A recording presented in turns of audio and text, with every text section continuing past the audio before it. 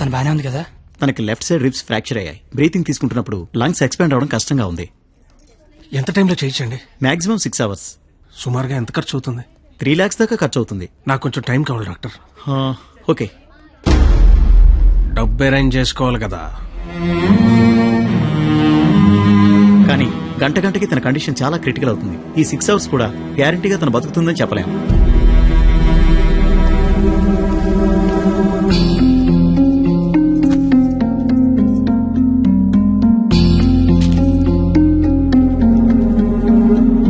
నువ్వు రాసిన అగ్రిమెంట్కి, దాని ఆపరేషన్కి 6 గంటల టైం ఉంది. ఈలోగా నువ్వు డబ్బు తెచ్చి కట్టు. మరో క్షణం నేను ఓడిపోయిన సంతకం పెట్టేస్తా. లేదా నేను ఓడిపోయిన నువ్వు సంతకం పెట్టు, మరుక్షణం నేను డబ్బు కట్టేస్తా. ఈ రెండిట్లో దేనికైనా నాకు ఒక్క క్షణం చాలు. నీకు 6 గంటలుంది. చూస్తా అది నా కూతురుగా బతుకుద్దో లేదా నువ్వు అనుకుని ఆ ప్రేమ బతుకు. ఏంటండి ఇదంతా? కూతురు అక్కడ చావు బతుకుల మధ్య ఉంటే అది ఇప్పుడేంటి? ఏ రోజైతే ఇలాంటి క్వాలిటీ లేని అలగా యదవను ప్రేమించానని చెప్పిందో ఆ రోజే నా దృష్టిలో అది బతికుందనుకోవట్లేదు. నా కూతురుగా బతికించుకోవాలనుకుంటున్నాను.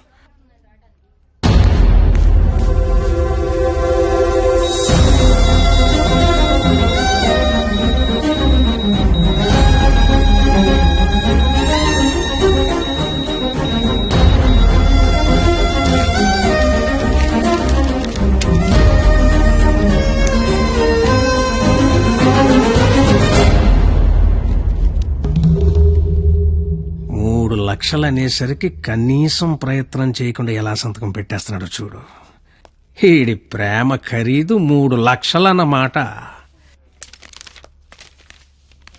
నేనేం చేయలేనని నీకు తెలుసు. ఉన్నవే 6 గంటలు. ఇప్పుడు నేను డబ్బు కోసం పరిగెడితే మా నాన్న ఇల్లు అమ్మేసి మా ఫ్రెండ్ ఆటో అమ్మేసి ఇస్తారు. అవి నేను సంపాదించను కావు. ఆ ఏడాదించోడు 25-50 ఇస్తాడు. అదెందుకు సరిపోదు. అది అక్కడ ప్రాణాలతో కొట్టుకుంటుంది. ఇప్పుడు నాకు ఈ పందెం కంటే దాని ప్రాణమే ముఖ్యం. గెలిచినోడు గురించి అందరూ చెప్పుకుంటారు, ఓడిపోయినోడు అందరికీ కారణాలు చెప్పుకుంటాడు.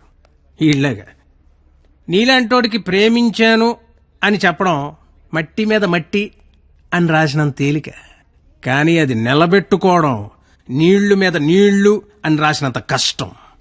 పో, ఇంకెప్పుడు నా జీవితంలో గానీ నా కూతురు జీవితంలో గానీ కనబడకు. పో. ఓడిపోతే కాళ్ల మీద పడి క్షమాపణ చెప్తానన్నావు.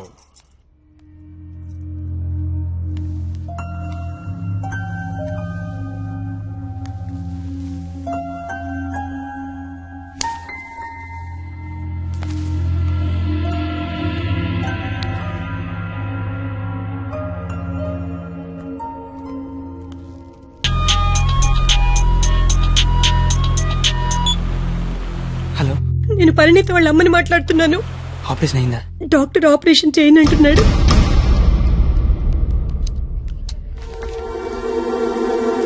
హలో సార్, నన్ను గుర్తుపట్టారా? నేను సార్, మీ దయ వల్ల ఒక హాస్పిటల్ కి ఓనర్ని కాస్తా ఈ హాస్పిటల్లో డాక్టర్ గా జాబ్ చేస్తున్నా. మీ క్వాలిటీ దెబ్బకి బలైపోయిన చాలా మందిలో నేను ఒక్కడు సార్. గుర్తుపట్ల అంటే ఇప్పుడు ఆపరేషన్ చేయబోయేది నేనే సార్. కానీ చేయటల్లా ఏ మానేశా. ఇప్పుడే నిమిషం ముందు నిర్ణయం తీసుకున్నా.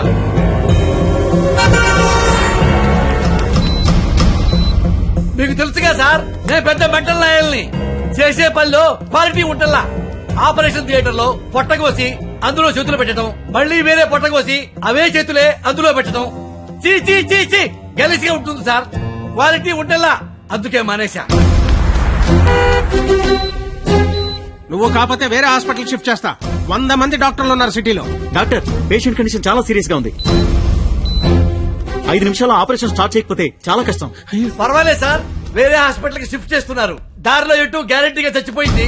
అటుకుండా అటు ఇంటికి షిఫ్ట్ చేస్తా. నేను మెడికల్ కౌన్సిల్ లో సెక్రటరీని.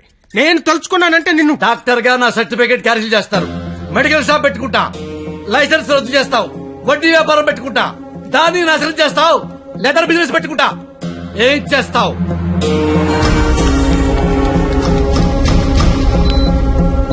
ఈ అవకాశాన్ని వదులుకోను రాజా. నీ మీద కక్ష తీర్చుకోవడం కోసం ఎంత దూరమైనా వెళ్తా. టాటా, చెయ్యు, బాయ్ బాయ్. పోనీ ఎంత డబ్బు కావాలో చెప్పండి, ఇస్తాను. ఏయ్! డబ్బిచ్చి ప్రాణాలు కొనుక్కునే కర్మ నీకుందేమో గాని నాకు లేదు. జీవితంలో క్వాలిటీ మరీ ఎక్కువైతే ఇదిగో ఇలా ఏడవాల్సి వస్తుంది. ఇలాగే ఏడవాల్సి వస్తుంది. మిస్టర్, దేవుడికి డాక్టర్ కి కోపం తెప్పించకూడదు. దేవుడు కోపం వస్తే డాక్టర్ దగ్గర పంపిస్తాడు. డాక్టర్ కోపం వస్తే దేవుడి దగ్గర పంపిస్తాడు. మరో 5 నిమిషాల్లో నువ్వు ఏడవబోయే ఏడుపు వినడానికి అదిగో నా రూమ్ లో వెయిట్ చేస్తుంటా. Good luck for me, bad luck for you. Thank you.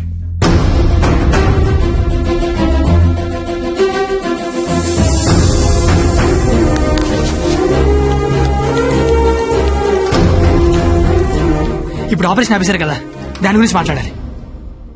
నాకే సంబంధం. నీకే సంబంధం. 2 నిమిషాలు నాతో మాట్లాడితే 3 నిమిషం పరిగెత్తుకెళ్ళి ఆపరేషన్ చేస్తారు. నేనెందుకు చేస్తాను రాజా? నో, ఆపరేషన్ నేనే చేస్తా. అమ్మా, ఈ అవకాశాన్ని నేను వదులుకోను. సార్, సారీ సార్, ఈ విషయం తెలియక నేను ఆపరేషన్ చేయనని చెప్పాను సార్. ఏ విషయం? అంత బాబు చెప్పాడులే సార్ నాకు. ఏం చెప్పాడు? ఊరుకోండి సార్. సిస్టర్, ఇదిగో నా ATM కార్డు తీసుకుని డబ్బులు రాజాయి. కింద బిల్లు మొత్తం కట్టాయి. ఇంజక్షన్ ఖర్చు కూడా వీళ్ళు ఇవ్వడానికి వీల్లేదు. వెళ్ళు. బాబు బయలుదేరమంటావా? చచ్చిపోయే వెళ్ళండి సార్. ఏం కాదు నాన్న, షేక్ హ్యాండ్ ఇవ్వు నాన్న. అవయవదానం చేసినా సరే పాపను బతికించుకుంటాను. పాపే నా ప్రాణం. రే, నువ్వేంట్రా అక్కడ? ఏం చెప్పావు వాడికి? ఆపరేషన్ చేయను అన్నాడు కదా, ఇప్పుడు చేస్తానంటున్నాడు. ఏం చెప్పావు వాడికి?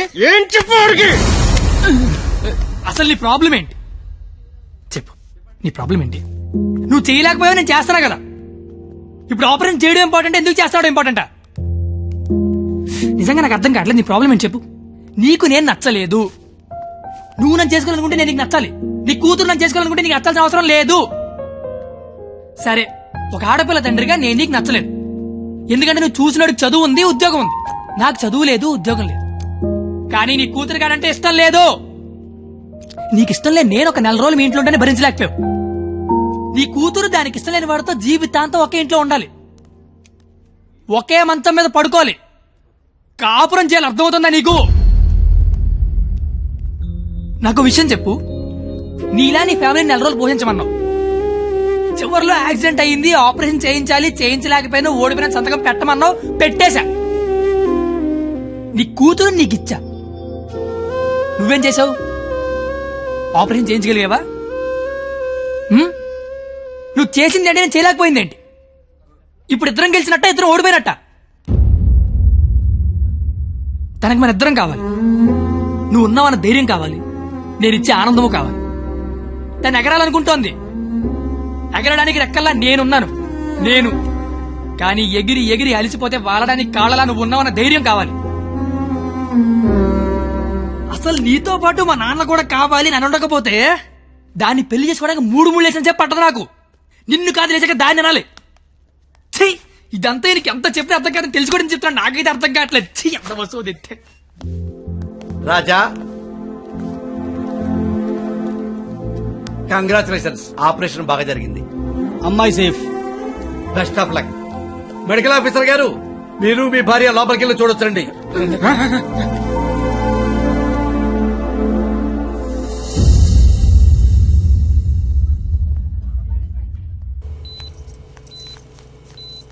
అమ్మ పరిణిత, ఏసీ ఆఫ్ చేయమ్మా.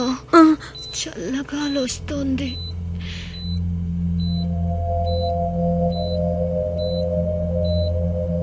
నిన్నొకటి అడగాలి నాన్న.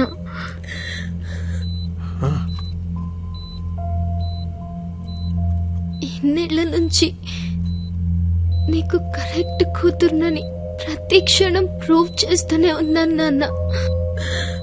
పరిణిత, కానీ నువ్వు నాకు కరెక్ట్ నాన్నవని ఒక్కసారి కూడా ఎందుకు ప్రూవ్ చేయలేదు నాన్న?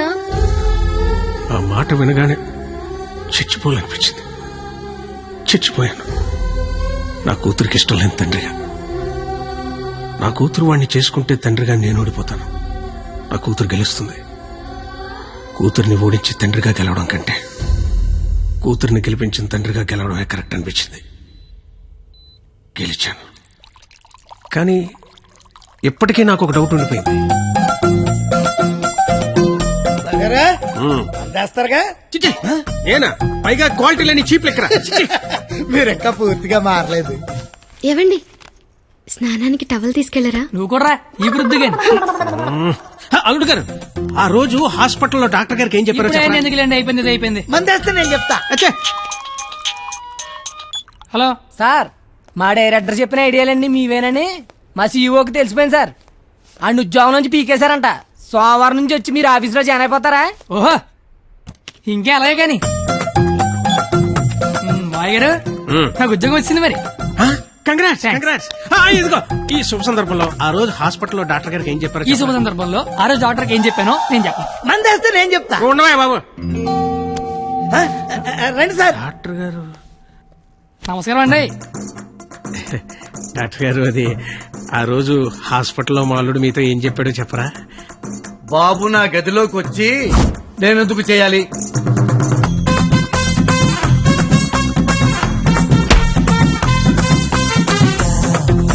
ఇన్నాళ్ళ నుంచి వాడిని ఎలా ఏడిపిస్తున్నానో చూసారుగా. ఇప్పుడు మీరు ఆపరేషన్ చేయలేదనుకోండి, వాడి కూతురు చచ్చిపోద్ది. ఓ 2 నెలలు ఏడ్చి మర్చిపోతాడు. అదే ఆపరేషన్ చేశారనుకోండి, నేను గెలుస్తా.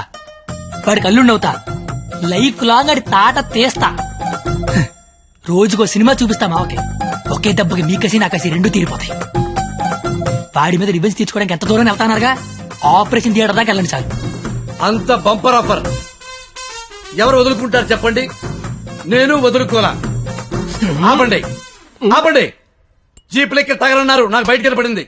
అల్లుడు రాజా, పండక్కి మాంగారు ఏం కనబోతున్నారు? మన రేంజ్ కి బెంచ్ కరెక్ట్. బెంజు మరి పాదలుగా. మళ్ళీ ఆదివారం వస్తా. వెళ్ళినా Tata, see you, bye bye. ఈ మాత్రం దానికే షాక్ అయితే ఎలా మావా? నీకు అద్భుతమైన విషయం చెప్పనా? నేను ఇంటర్ ఫెయిల్ రోడ్డు మీద ఖాళీగా తిరుగుతుంటే దారిలో కనిపించి అమ్మాయిని చూపించింది ఎవరు? నువ్వు. 996. అమితో మాకి బాలో భాష అంటే ఐ లవ్ యూ అని చెప్పింది ఎవరు? నువ్వు. అమితో మాకి బాలో భాష అంటే ఏంటయ్యా? I love you. ఉదయం 9 నుంచి సాయంత్రం 4 దాకా తప్ప మిగతా టైంలో ప్రేమించుకోవడం కుదరట్లేదని ఫుల్ టైం చింపులో పెట్టుకుంది ఎవరు? నువ్వు.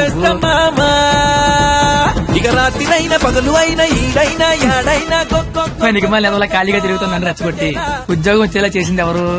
నువ్వు. ఓపెన్ చేస్తే త్రేతాయుగం. మా సీఈఓకి తెలిసిపోయింది సార్. నీలాంటి మా ప్రతి ఎదవకి తగిలితే ఇండియాలో ఏ ఎదవ ఖాళీగా ఉండవు. మొత్తం ఇండియా సెటిల్ అయిపోతుంది. థ్యాంక్ యూ మామా, ఐ లవ్ యూ. సినిమా చూపిద్దామా, చుక్కలు చూపిద్దామా.